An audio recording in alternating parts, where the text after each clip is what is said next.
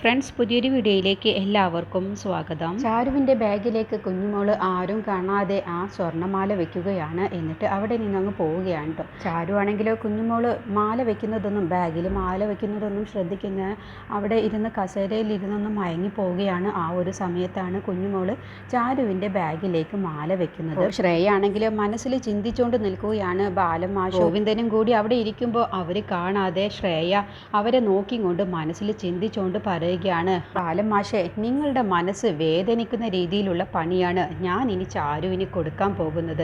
എല്ലാവർക്കും മുന്നിൽ ഒരു കള്ളിയായി നിൽക്കുന്നത് നിങ്ങൾക്ക് സഹിക്കാൻ കഴിയില്ല. അത് കണ്ട് എനിക്ക് സന്തോഷിക്കണം, നിങ്ങളുടെ ആ വേദന കണ്ട് എനിക്ക് സന്തോഷിക്കണം എന്ന് പറഞ്ഞ് മനസ്സിൽ ചിന്തിച്ചുകൊണ്ട് നിൽക്കുമ്പോഴാണ് അവിടേക്ക് ഹേമ വരുന്നത്. എന്താ പൊന്നു, നീ ഇവിടെ തനിച്ച് നിൽക്കുന്നത്? അവിടെ അരവിന്ദൻ തനിച്ചല്ലേ സ്റ്റേജിൽ നിൽക്കുന്നത്, നീ അവിടെ പോയി നിൽക്ക്. അല്ല ആൻറ്റി, ഞാനൊരു കാര്യം ചിന്തിച്ച് നിൽക്കുകയായിരുന്നു. എന്താണ്? അല്ല, എനിക്ക് തന്ന ആഭരണങ്ങൾ അത് ഞാൻ എപ്പോഴാണ് ആൻറ്റി ഇടേണ്ടത്? ആൻറ്റി എനിക്ക് തന്ന ആഭരണം എപ്പോഴാണ് ഞാൻ ഇടേണ്ടത്? അപ്പോൾ ഹേമ പറയണത്, നിൻ്റെ സ്വന്തമാണ്, ഞാനത് നിനക്ക് തന്നതാണ്, അത് ഇനി മുതൽ നിനക്ക് സ്വന്തമാണ്, നിനക്കത് എപ്പോൾ വേണമെങ്കിലും ഇടാലോ. അല്ല, അതിലെ ഒരു ഡിസൈൻ എനിക്ക് വല്ലാതെ ഇഷ്ടപ്പെട്ടു. എനിക്കിങ്ങനെ പുതിയ ഡിസൈനിനോടൊന്നും താല്പര്യമില്ല, എനിക്ക് പഴയ കാലത്തെ ഡിസൈനിനോടാണ് കൂടുതൽ താല്പര്യം.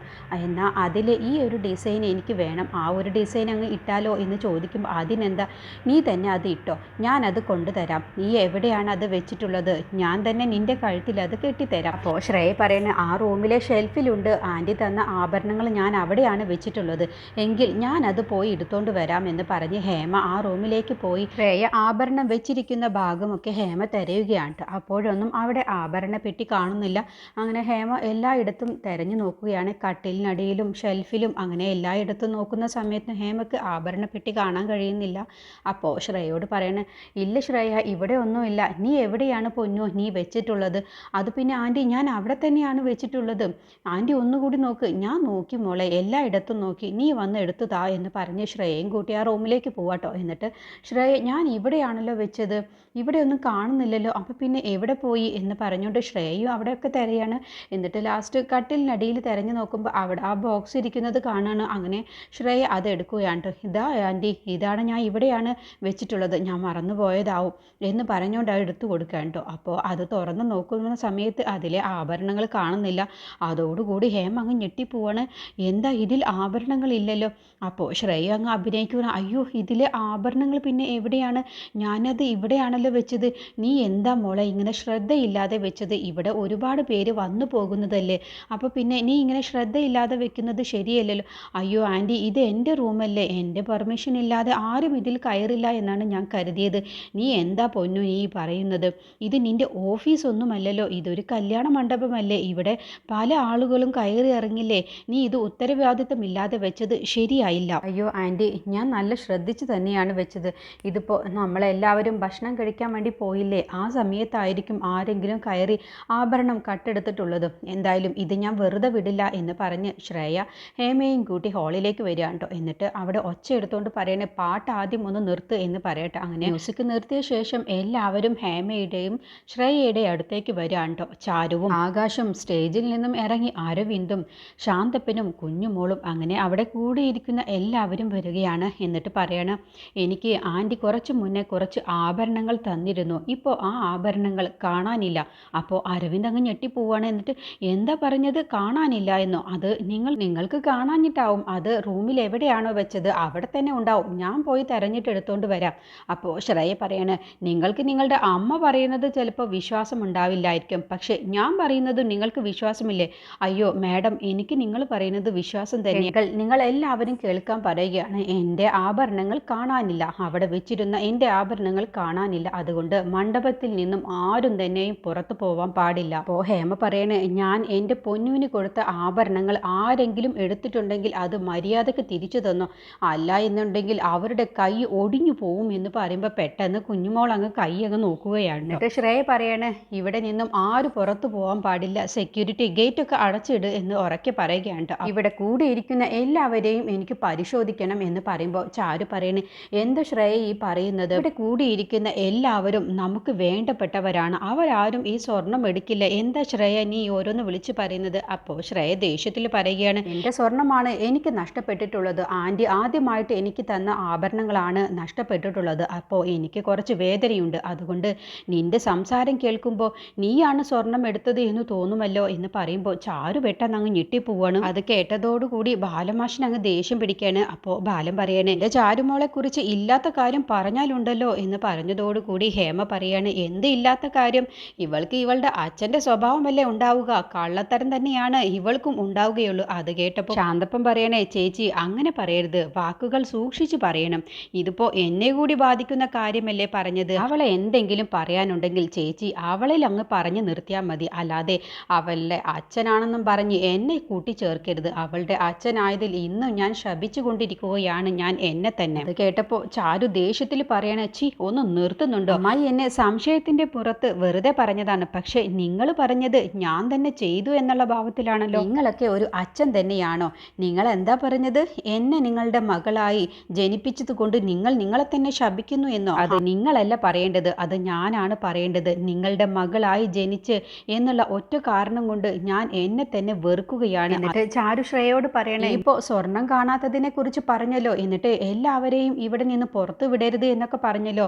ഇനി ഇപ്പൊ ഈ പറഞ്ഞ വാക്കുകൊണ്ട് അത് എനിക്ക് കൂടിയാണ് നാണക്കേട് ഉണ്ടാക്കുന്നത്. എനിക്ക് അമ്മായി തന്ന സ്വർണം നീ സൂക്ഷിക്കാതെ അത് കളഞ്ഞു പോയിട്ട് ഇപ്പൊ മറ്റുള്ളവരെ കുറ്റപ്പെടുത്തുന്നു എന്ന് പറയുമ്പോൾ ആകാശ് പറയണം, ഹലോ മേഡം, നിങ്ങൾക്ക് എൻ്റെ അമ്മ തന്നത് ഞങ്ങൾക്ക് പാരമ്പര്യമായി കൈമാറി വരുന്ന ആഭരണമാണ്. അത് എൻ്റെ അച്ഛൻ ചാരുവിന് കൊടുത്ത സമയത്ത് ചാരു അത് വേണ്ട എന്ന് പറഞ്ഞ് അമ്മയ്ക്ക് അത് തിരിച്ചു കൊടുത്തതാണ്. പിന്നെ ഇത്രയും നാളും എൻ്റെ വീട്ടിൽ തന്നെയാണ് ആഭരണം ഉണ്ടായിരുന്നത്. അന്നൊന്നും ചാരുവിന് എടുക്കാൻ തോന്നിയിട്ടില്ലെങ്കിൽ പിന്നെ നിനക്ക് ഇപ്പോൾ എൻ്റെ അമ്മ തന്ന സമയത്താണോ ചാരുവിന് എടുക്കാൻ തോന്നുന്നത്? ആകാശ് അത് പറഞ്ഞത് കേട്ടപ്പോൾ ശ്രേയും ഹേമ ഒരു പുച്ഛഭാവത്തോടു കൂടിയാണ് നിൽക്കുന്നത്. അപ്പോൾ കുഞ്ഞുമോള് പറയണ, അതാണ് ഇവളുടെ വേരത്തരം, ഇവളുടെ കുരുട്ടു ബുദ്ധിയിൽ ഇപ്പോഴാവും ഇവൾക്ക് ഉദിച്ചിട്ടുണ്ടാവുക. അന്ന് അവിടെ ആ വീട്ടിൽ ആഭരണം ഇരുന്ന സമയത്ത് അവൾക്ക് തോന്നിയിട്ടുണ്ടാവും ഇത് എനിക്ക് തന്നെ നാളെ സ്വന്തമാവും എന്ന്. ഇപ്പോൾ ഹേമ ചേച്ചി അത് ശ്രേയക്ക് കൊടുത്തില്ലേ, അപ്പോൾ ഇവൾക്ക് തോന്നിയിട്ടുണ്ടാവും ഇനി എനിക്കത് കിട്ടില്ല, അതുകൊണ്ട് കാണാതെ ഇത് കട്ടെടുക്കാം എന്ന് തോന്നിയിട്ട് അവൾ എടുത്തിട്ടുണ്ടാവും. അത് കേട്ടപ്പോൾ ബാലൻ അങ്ങ് ദേഷ്യം പിടിക്കാണ്. അപ്പോൾ ബാലൻ പറയണേ, കുഞ്ഞുമോളെ നിന്റെ നാവിനെ ഇല്ലില്ല എന്ന് കരുതിയിട്ട് എന്തും നീ വിളിച്ചു പറയണ്ട. ശ്രേയ പറയണ, അങ്കിൾ ഞാൻ അങ്ങനെ വെറുതെ പറഞ്ഞതൊന്നുമല്ല. ആദ്യം മുതൽക്കേ ചാരു ഈ കല്യാണം നിർത്തിവെക്കാൻ വേണ്ടി പലതും ചെയ്തിട്ടുള്ളതാണ്. അപ്പോൾ പിന്നെ ഈ കല്യാണ മണ്ഡപത്തിൽ വന്ന് ഒരു പ്രശ്നമുണ്ടാക്കി വീണ്ടും ഇവിടെ പ്രശ്നങ്ങൾ ഉണ്ടാക്കാൻ വേണ്ടി കല്യാണം നിർത്തിവെക്കാനുള്ള പരിപാടിക്കായിരിക്കും ചാരു ഇങ്ങനെ ചെയ്തിട്ടുണ്ടാവുക. ചാരു, ഞാൻ നിന്നെ ഇങ്ങനെയൊന്നുമല്ല കരുതിയിരുന്നത്. ഞാനും നീയും ഇനി മുതൽ ഒരേ വീട്ടിലല്ലേ താമസിക്കേണ്ടത്. അപ്പോൾ ആ വീട്ടിലെ സന്തോഷവും സമാധാനവും സങ്കടവും എല്ലാം നമ്മൾ തന്നെയല്ലേ ഒരുമിച്ച് പങ്കിടേണ്ടത്. എന്നിട്ട് നീ ഇങ്ങനെ ഒരു വൃത്തികെട്ട കാര്യം ചെയ്യുമെന്ന് ഞാൻ കരുതിയില്ല. നിനക്ക് ആ സ്വർണത്തിനോട് ഇത്രയ്ക്ക് താല്പര്യമാണെങ്കിൽ എന്നോട് അപ്പം തന്നെ പറഞ്ഞാമായിരുന്നല്ലോ, ഞാനത് തിരിച്ചു തരുമായിരുന്നല്ലോ. എന്തിനാണ് ഇങ്ങനെ കട്ടെടുക്കാനൊക്കെ നിൽക്കുന്നത് എന്ന് പറയുമ്പോൾ ആകാശിനങ്ങ് ദേഷ്യം പിടിക്കുകയാണ്. അപ്പോൾ ആകാശ് പറയാണ്, അങ്ങനെ എൻ്റെ ചാരുവിന് അങ്ങനെ ആരുടെ സ്വർണവും ഒരു പാരമ്പര്യ സ്വർണവും കട്ടെടുക്കേണ്ട ആവശ്യമില്ല. നിങ്ങളുടെ കല്യാണം നടക്കാതിരിക്കാൻ വേണ്ടിയാണെങ്കിൽ ഞങ്ങൾക്കിപ്പോൾ ഈ കല്യാണത്തിന് വരേണ്ട ഒരു ആവശ്യവും ഇല്ലല്ലോ. അപ്പോൾ ഹേമ പറയണ്, മതിയടാ, നിന്റെ ഭാര്യയ്ക്ക് വേണ്ടി നീ സപ്പോർട്ട് ചെയ്ത് സംസാരിക്കരുത്. നീ ശ്രേയമോളെ, ഞാൻ പറയുന്നത് പോലെ നീ ചെയ്യും. പോലീസിനെ വിളിച്ച് കാര്യം പറയാം, പോലീസ് വന്ന് പരിശോധിക്കട്ടെ, അപ്പോൾ അറിയാലോ.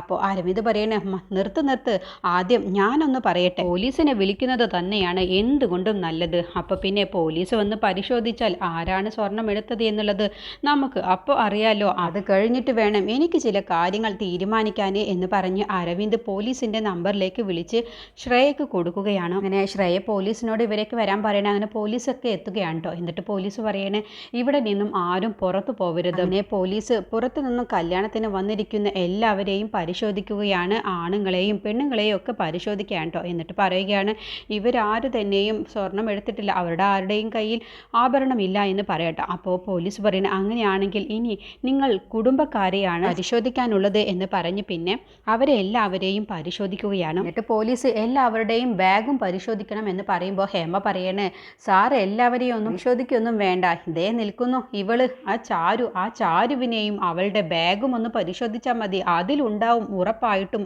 ആഭരണം. അത് കേട്ടപ്പോൾ ബാലൻ അങ്ങ് ദേഷ്യം പിടിച്ചിട്ട് ബാലൻ പറയണേ, ഞങ്ങളുടെ രക്തത്തിലുള്ളവരൊന്നും അങ്ങനത്തെ പരിപാടിയൊന്നും ചെയ്യില്ല, നിന്റെ രക്തത്തിലുള്ളവരാവും അങ്ങനെയുള്ള കള്ളത്തരമൊക്കെ ചെയ്യുന്നത്. അപ്പോൾ അരവിന്ദ് പറയണേ, നിങ്ങളുടെ രക്തം എന്ന് പറഞ്ഞല്ലോ, അപ്പോൾ ഞാൻ നിങ്ങളുടെ രക്തമല്ലേ, നിങ്ങളല്ലേ എന്നെ കള്ളനാകാൻ വേണ്ടി പലതും ചെയ്യാറുള്ളത്, നിങ്ങൾക്കത് നാണക്കേടുണ്ടാക്കുന്ന കാര്യമൊന്നുമല്ലേ, അതിൽ നിങ്ങൾക്ക് നല്ലതും ചീത്തതൊന്നും ഇല്ലേ എന്ന് ചോദിക്കുമ്പോൾ ബാലൻ പറയണേ, നീ നല്ലതും ചീത്തതൊന്നും എന്നെ പഠിപ്പിക്കേണ്ടടാ. ഞാൻ പറഞ്ഞത് ഇവിടെ നിൽക്കുന്ന എല്ലാവരെയും നിങ്ങൾ സംശയിക്കോ എന്നാണ്, അല്ലാതെ ചാരുവിനെ മാത്രം എന്താ നിങ്ങൾ സംശയിക്കുന്നത്? അങ്ങനെ പറയണ്ട എന്നാണ് ഞാൻ പറഞ്ഞത്. നിങ്ങൾ എല്ലാവരും ചാരുവിനെ സംശയിക്കുന്നുണ്ടെങ്കിൽ നിങ്ങൾക്കെന്താ എന്നെയും സംശയിച്ചുകൂടെ?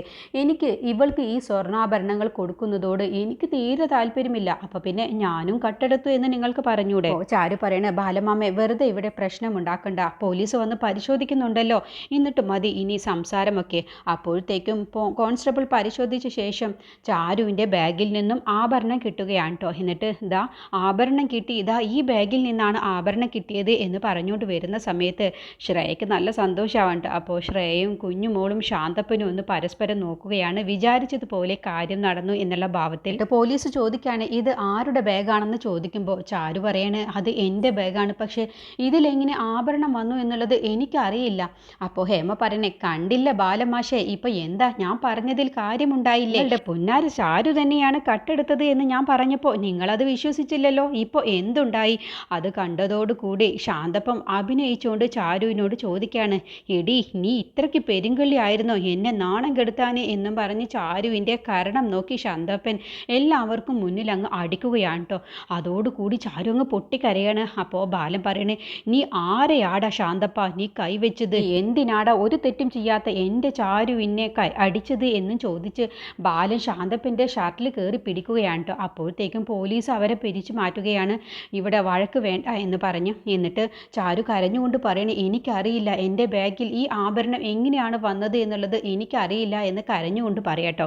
അപ്പോഴൊക്കെ ഹേമ കുറ്റപ്പെടുത്തുകയാണ്. അതുപോലെ ശാന്തപ്പനോട് ശ്രേയ കണ്ണോണ്ട് കാണിക്കുന്നുണ്ട്, ഇനിയും അവളെ എല്ലാവർക്കും മുന്നിൽ വെച്ച് നാണം കെടുത്ത് ശ്രേയ തലയോണ്ട് കാണിക്കാൻ കേട്ടോ. അപ്പോൾ ശാന്തപ്പൻ വീണ്ടും പറയുകയാണ്, നീ എന്തിനാടി എൻ്റെ മകളായി ജനിച്ചത്? എല്ലാവർക്കും മുന്നിൽ എന്നെ നാണം കെടുത്താൻ വേണ്ടി, എൻ്റെ പേര് ഇല്ലാതാക്കാൻ വേണ്ടി ഞാൻ ദത്തെടുത്ത എൻ്റെ മോള് എന്നെ അച്ഛ എന്ന് വിളിച്ച് എന്നെ വാനോളം പുകഴ്ത്തുന്നു. നീയാണെങ്കിലോ എല്ലാവർക്കും മുന്നിൽ എന്നെ തരം താഴ്ത്താനും നാണം കെടുത്താനും നടക്കുന്നു എന്ന് പറഞ്ഞ് ചാരുവിനെ ശാന്തപ്പ ഒരുപാട് നാണം കെടുത്തുകയാണ് കേട്ടോ. അപ്പോഴത്തേക്കും അനു പറയുകയാണ്, അമ്മേ ഇപ്പം കിട്ടിയ ആഭരണങ്ങൾ എല്ലാം തന്നെ ഇല്ലേ എന്ന് നോക്ക് അമ്മേ എന്ന് പറയുമ്പോൾ ഹേമ ആഭരണം എടുത്ത് പരിശോധിക്കുകയാണ് കേട്ടോ.